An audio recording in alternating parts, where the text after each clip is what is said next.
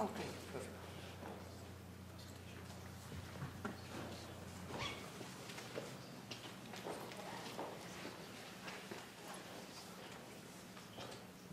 Now, wait a bit too much advanced already.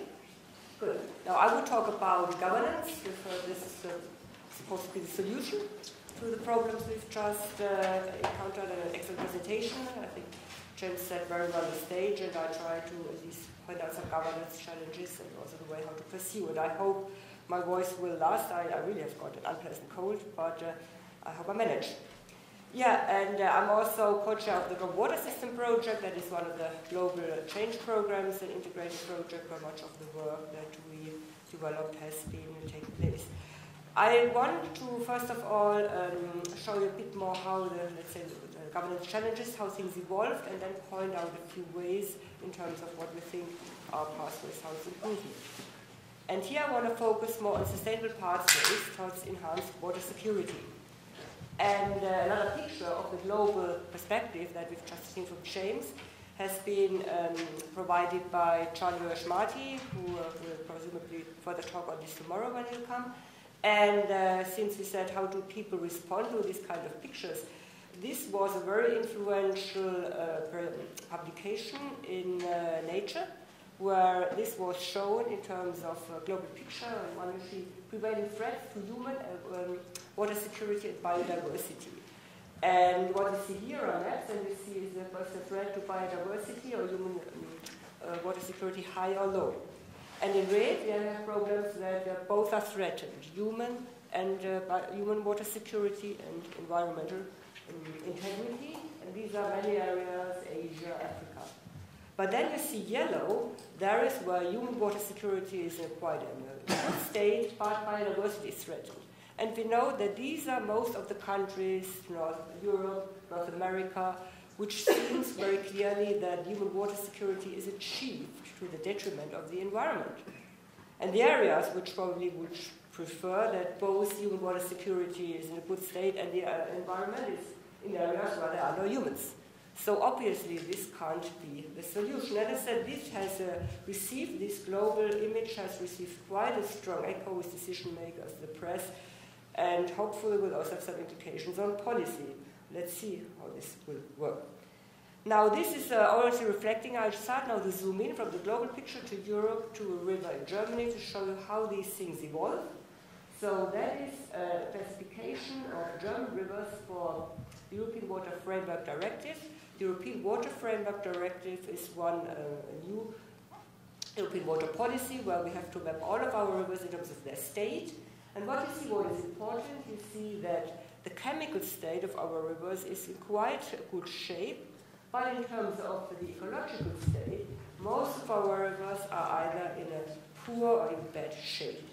So it seems that at least in terms of water quality, things have improved, but the big threats are coming more from the whole structure, biodiversity elements. So how it happened that we improved more water quality?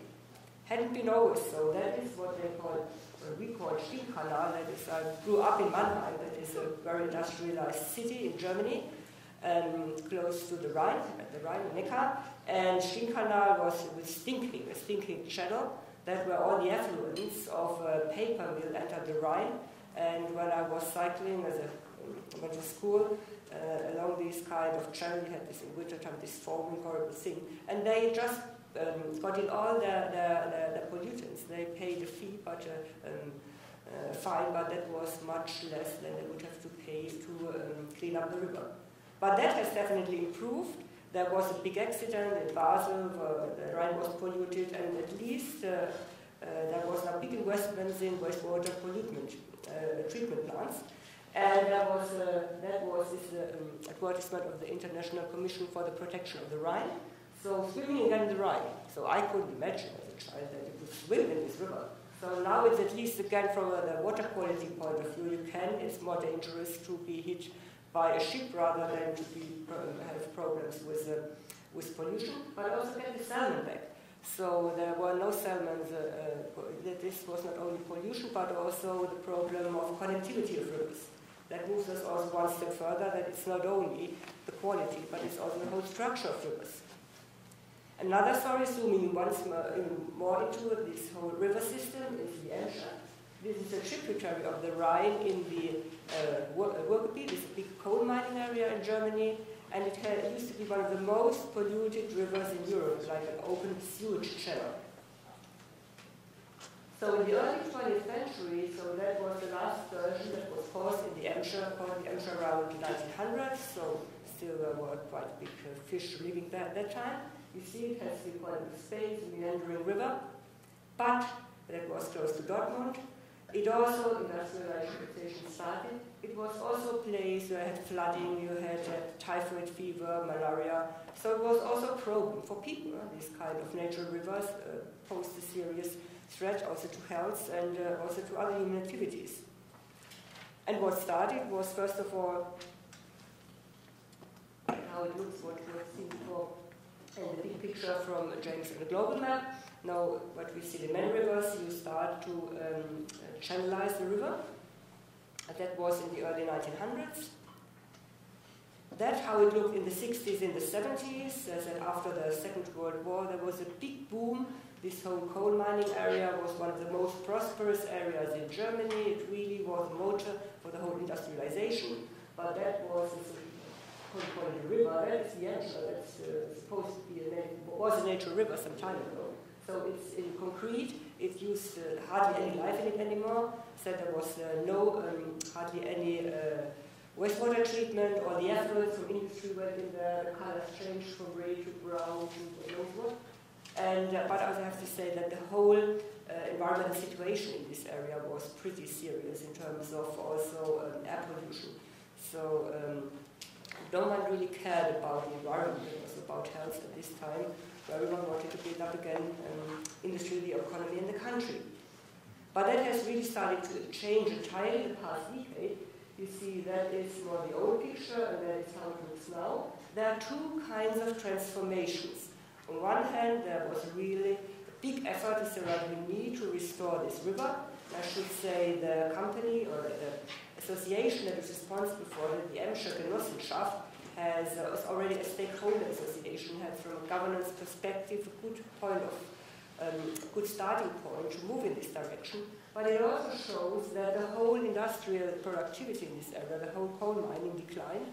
So there was a transformation of the river to a more pristine state, or a pristine natural state, was also linked to a whole transformation in this region in terms of giving it a new identity, because this whole industrial base broke down. And that's, for example, how it looks like now. They start to transform these smaller effluents that go, smaller rivers that go in parts of the Emscher, restoring them again, giving them more space. And in particular also to combine here ecological restoration and flood protection. You see here is the Emscher on the left, it's like this great channel, looks very different to a road, and you give it, that is now the idea, that is now in the planning, give it again a bit more space, because also the natural buffering capacity has been lost. So that is a success story of restoration, but it's not so easy, not always the case. For example, the integrated Rhine program that is now in the lower part of the Rhine, and there they have between France and Germany, there was a treatment to collaborate across in terms of flood protection in the countries. And first of all, it was not only building dams, but also increasing the natural storage, or the storage capacity, building kind of retention basins. And then so the next step was, all right, but let's also build more natural polders, allow these parts of the river to flood again, to restore parts of the original floodplain. And these are the 10 kind of projects which are in the implementation stage since nearly 1 or 2 decades. And I think only one is already finished. Why? You see here parts from newspapers that were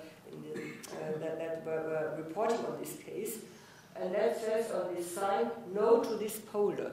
And in 2009, you see that is how the media take it. It was nearly that the local opposition against the polders was already turned down by government. To 10 they went to court. What had happened is that the people who were not involved, local people, in any of these plans, there were simply experts making plans in terms of how to restore the polder, and then you have in this last stage of a construction project. It had to go to public consultations. In all of these 10 different kinds of venues, you had local opposition.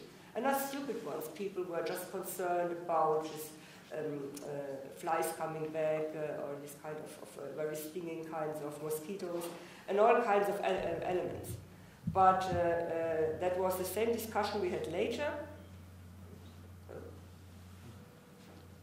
That was, wait a second, power problem. I hope that this will not detract from my time. I've been James had been so excellent in terms of timing, so I'm really, so as a German representative of Germany, I'm supposed to be even better in time, but I fear I may not have seen the time running. Okay. At least I think the rules were communicated very well. You see, as your speakers really trying to be very obedient. Don't worry, the clock is stopped. Ah, good. Here, this one was it. This one was it. No, this one. Okay. No idea. Okay, so what you see on the next slide is that we had a flood again in Germany. This year, you may have heard about it. No, last year. Or the next year, and there was, here, this one. There was quite huge flooding, and so again, everyone that was in the media, we just did this cause analysis, because this happened one decade ago already. And then we had the discussion, so why certain areas were able to restore some parts of the floodplains, they moved to new ways of flood management, others not. They talk about perhaps we should have much stronger rules in terms of really trying to change the way how floods are managed, give rivers more space. Because in this case, it's evident, in a local case, that is also a problem for flood management. But what is the problem in terms of what I think that we have seen here that has also caused partly the inability to deal also with this issue? I mean, we have in the water field really a failure to acknowledge that we have messy problems. And of course, much of the history of water engineering, of dealing with water-related problems, has been what you may call structured problems, or at least they were constructed as being structured problems. There is a consensus on factual knowledge, and there is a highly large consensus on values, goals, what should be done in terms of dealing with hygienic problems. If there is eutrophication, we should try to get rid of all these nutrients.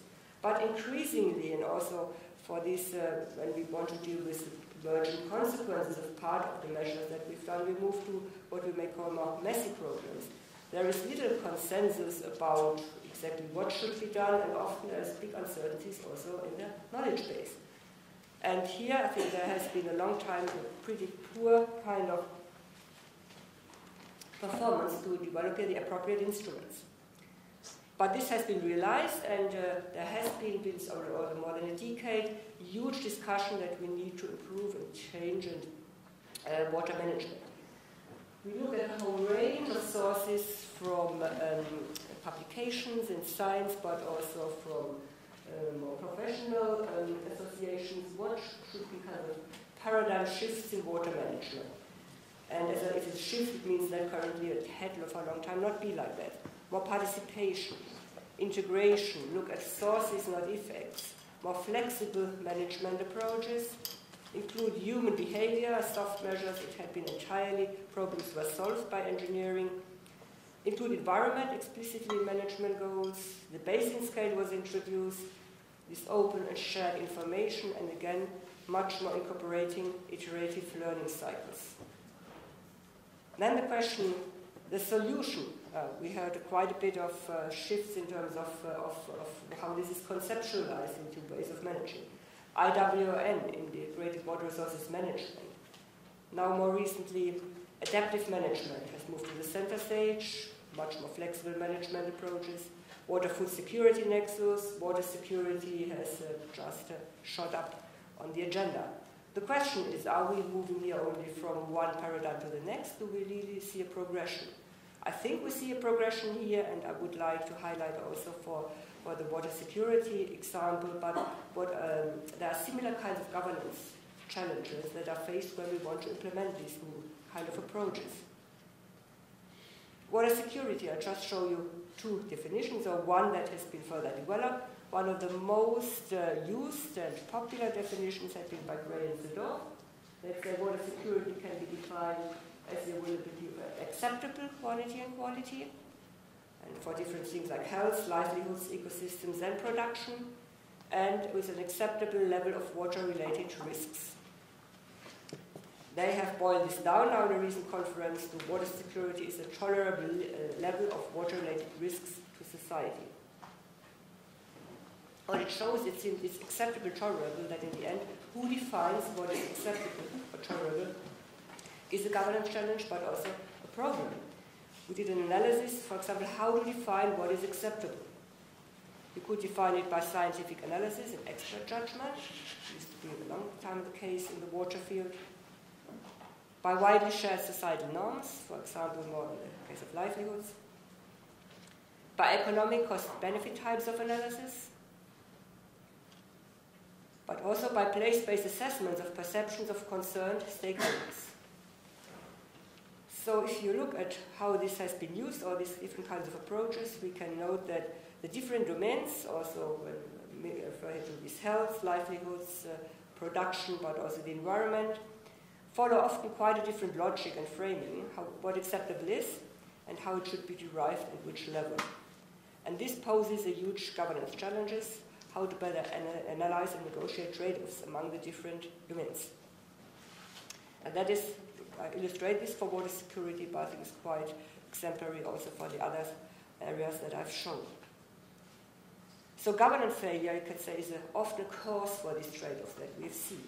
We have inappropriate governance settings, they're fragmented, we have a lack of horizontal and vertical coordination, lack of implementation of governance arrangements, often you have excellent laws, also the kind of IWM principles.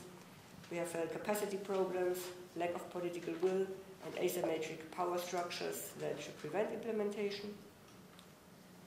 Ignorance of the importance of governance settings, that's also one, so try to reconstruct it and say that it's mainly a technical nature, science approaches, try to develop it by engineering, reduce it to an engineering problem. And then the question is sustainable trajectories to enhance water security. From the beginning, the question is, are they possible? And that's one of the questions we've already addressed in the discussion to James' talk. That is one, I think, one of the challenges that should be also do in such a project. Experiences from China and India are not too promising. I've just shown you the kind of trajectory you've seen, for example, in Germany, from messing up the environment, but also dealing with human health, and again, trying to restore it. And the question is, could we find more sustainable development trajectories from the beginning? And what could be, at least I give you a glimpse, what could be pathways, or requirements, how to do so? So on one hand, what we've shown in many cases, more polycentric power structures. Polycentricity, I refer to here in terms of distributed kind of authority and power, but also coordination. This combination, not only decentralization. Then the implementation of the ecosystem services approach to make trade-offs explicit, assuming that most of you are aware what the ecosystem services approach means. So that has been a big debate, whether it's a true anthropogenic concept. I think it can be very helpful to structure the debate, and particularly also a combination of governance modes. These markets, bureaucratic hierarchies and networks, in order to address and integrate the different kinds of logics I referred to before, but also just for this ecosystem services approach, when we want to implement it, that you really go beyond, instead of framing the kind of only monitorizing aspect. We can go into discussion if you want more, talk more about that. So which also implies that we need a governance of transformation, and we need to move more from discourse to action. And we developed here a concept on an evolutionary concept of transformative change. That is what we call a triple loop concept. So how does this, how can we conceptualize this, and how does this work? I illustrate this for the flooding field, but you could say a single, double, and triple loops in terms of, came originally from the organizational sciences, to show how organizations, or in this case societal systems, improve when they are not satisfied anymore with, or they shouldn't be satisfied anymore with their practices. So single loop learning means incremental improvement of established routines, like increase irrigation efficiency or divert rivers. That is now then our current. That is now for water scarcity. Our current land use practice is sustainable. We need to use more cross-sectoral policies, water food energy nexus. That would be the next steps for reframing.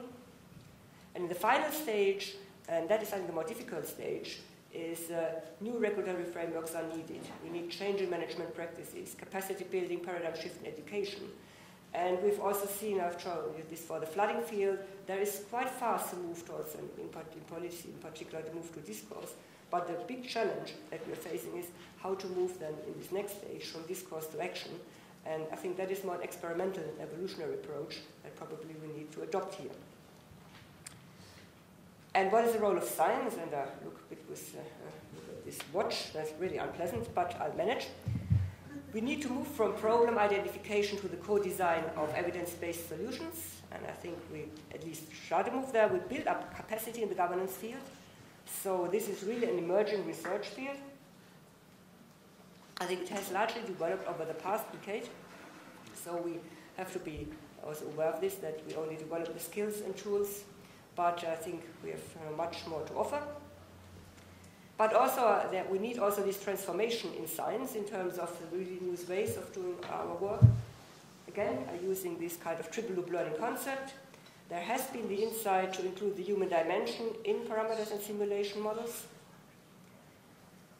We have now discussed that we need to take into account the role of cultural values, and we've started to ask, are our methods sufficient to address these kind of issues?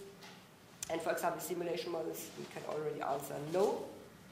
But now the step, and I think that's also what we will discuss here in this project, is we need to change methodologies, concepts, practices, and also really move forward in terms of developing very new kinds of ways of doing science, but also the role of science in society.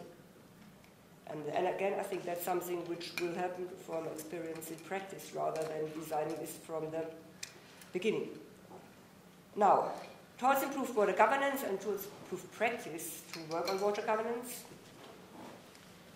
we need global platforms and networks for knowledge generation, exchange and monitoring of progress, a global database on water governance and more systematic comparative analysis to provide foundations for a diagnostic approach. We've quite a bit worked on that. I've shown you some of our insights. But also monitor better indicators for success and failure of water governance reform of different levels. A non-ideological discourse, I've encountered this quite often on this whole concept of ecosystem services. I think it's very useful, and we need to further work on that, how we can broaden its application. And test an assignment of this combination of governance modes, market-based approaches, regulation, and hierarchical control, and more also in an experimental setting. And we also developed this in the context of a new program, which we just embarked on as a continuation of this global water system project, where we also want to focus very much on this governance of transformation, but also build new ways of collaborative partnerships between science and society, and do research on one hand in this more diagnostic mode analysis, but also more in this kind of action research, global platforms of learning and dialogue. Thank you here for your attention, and I hope that we can deepen some of the things in the discussion, but since I covered quite a bit of things, there's also quite a few things that you might want to read. So, thank you for your attention.